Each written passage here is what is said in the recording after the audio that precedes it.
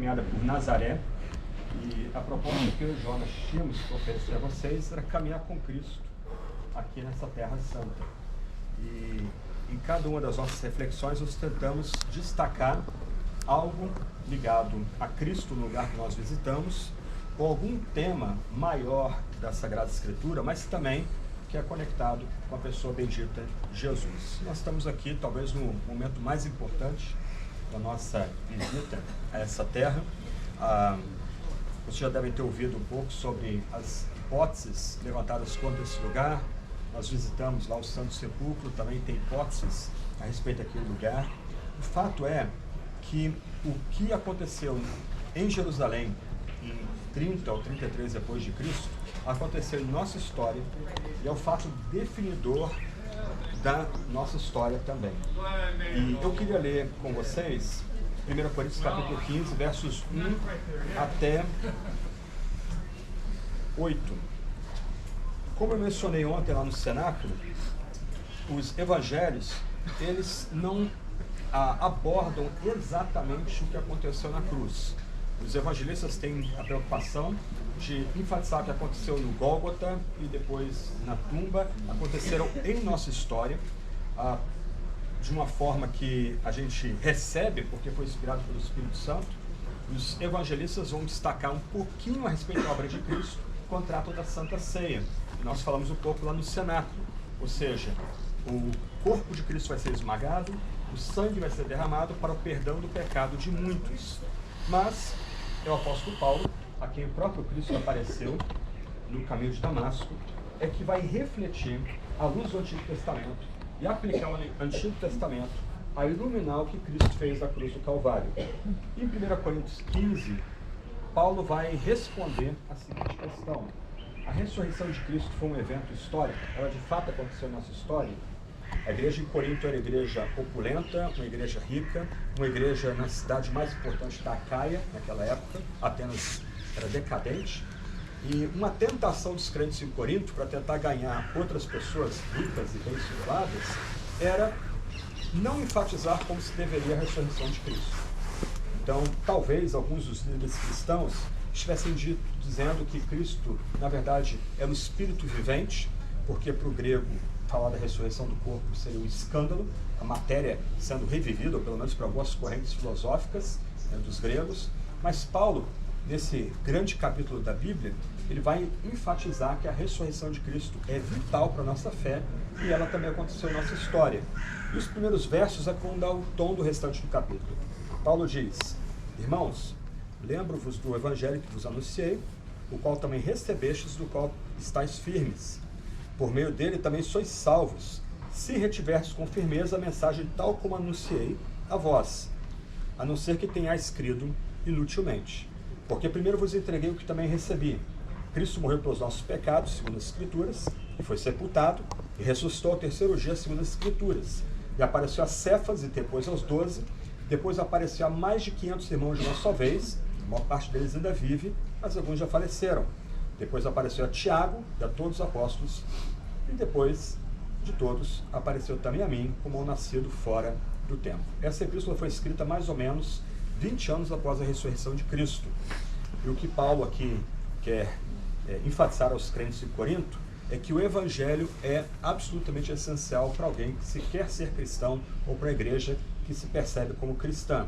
Ainda que os crentes em Corinto estivessem aí manquejando na fé, ele não os trata como inimigos, ele os trata como irmãos, e ele destaca: eu quero que vocês recordem o evangelho. O que é boa notícia?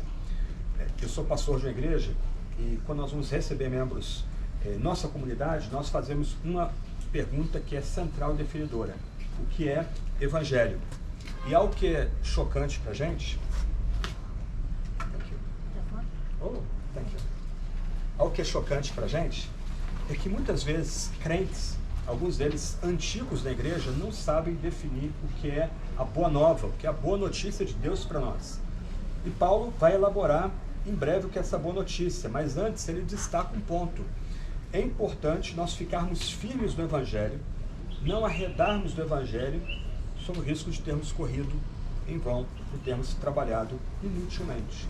Mais adiante nesse capítulo, Paulo vai dizer que se Cristo não ressuscitou no corpo, se as matérias que constituíam o corpo de Cristo não foram reconstituídas, se seu coração que parou de bater, voltou a bater depois, se isso não aconteceu, nossa fé é vã. A gente deve comer e beber, amanhã a gente vai morrer, a vida é só isso que tem para existir. Então, ele começa a dizer o que é o Evangelho. E ele resume o Evangelho em 3 sentenças. Se você conhece o Credo dos Apóstolos, você vai ouvir ecos do Credo aqui. O Evangelho tem a ver com a morte de Cristo pelos nossos pecados. Paulo não elabora o ponto aqui, ele só menciona que a morte de Cristo é uma morte no lugar dos nossos pecados. Agora em Romanos, em Gálatas, em Colossenses, Paulo amplia o que Cristo fez na cruz. Paulo vai levantar ou destacar que Cristo, ele redimiu aqueles que creem nele. Cristo tirou do mercado de escravos, do maldito mercado de escravos, tirou da escravidão a Satanás, ao pecado e ao mundo, aqueles que creram nele. Paulo vai dizer que Cristo reconciliou com o Pai aqueles que creram nele. Ele também vai elaborar em Romanos 3 que a morte de Cristo foi uma morte expiatória, ou seja, aqueles que creram em Cristo, aqueles que confiam em Cristo, têm os seus pecados cobertos, e os pecados que estes cometeram não causam mais o efeito de ofender a majestade divina. Paulo também fala de propiciação, ou seja, aqueles pelos quais Cristo morreu, Cristo satisfez, ao morrer no lugar deles, ele satisfez completamente a ira de Deus. Nesse sentido, Deus não está mais irado com aquele que crê. Aquele que era contra nós é por nós por causa do sacrifício de Jesus. Em Colossenses, Paulo vai lembrar que o escrito da dívida que havia contra nós foi pregado no madeiro. Ele não tem mais efeito. É um eco de Miqueias. Nosso pecado, se cremos em Deus e no seu Messias, foi jogado no mais profundo abismo. E Paulo também lembra em Colossenses que o diabo foi esmagado na cruz. Isso é meio estranho para a gente, porque nós nos acostumamos a achar que a cruz é fracasso, a cruz é derrota. Você já deve ter escutado coisas desse gênero até mesmo nos púlpitos, mas a cruz, a fraqueza de Deus, é mais forte do que todos os poderes desse mundo. A fraqueza de Deus é mais forte que o próprio diabo. Então Paulo em Colossenses vai elaborar uma imagem que vem do mundo romano, nós vamos a Roma daqui a 2 dias, em que nos desfiles de triunfo, o general ia lá na frente, os exércitos derrotados iam atrás do exército vitorioso, e lá no final do desfile vinha o comandante dos inimigos sem nenhuma armadura. Na crucificação, o diabo foi despojado do seu poder, o diabo já foi derrotado. Lá é o nosso dia dele. Então, o primeiro ponto do Evangelho aqui é que Cristo morreu pelos nossos pecados. E morreu de fato. Grupos heréticos diriam, no 2º século depois de Cristo, que talvez Jesus morreu, mas na cruz o Espírito de Cristo o abandonou. Ou, do outro lado, em algum momento lá na Via Dolorosa, houve um ofuscamento de luz, Simão Sireneu foi pego e ele foi crucificado no lugar de Jesus. Essas eram ideias correntes entre alguns grupos heréticos à margem da igreja no 2º século depois de Cristo. Mas o fato é que Paulo destaca que Cristo morreu pelos nossos pecados, depois Cristo foi sepultado. O ponto aqui é que Cristo, de fato, provou a morte.